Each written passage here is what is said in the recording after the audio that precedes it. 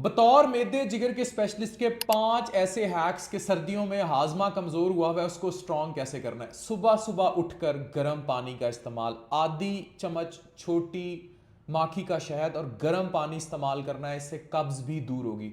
Number 2, fibre का इस्तेमाल कीजिए। साग टिका के खाइए, दाल खाइए, जितनी लीफी ग्रीन वेजिटेबल्स हैं उसको इस्तेमाल कीजिए। बाजरे की रोटी बड़ी इफेक्टिव होती है स्पेशली बदहजमी और कब्ज के मरीजों के लिए। That's amazing thing. Number 3, probiotics का इस्तेमाल। मैंने लोगों को देखा है दही का इस्तेमाल छोड़ देते हैं सर्दियों में।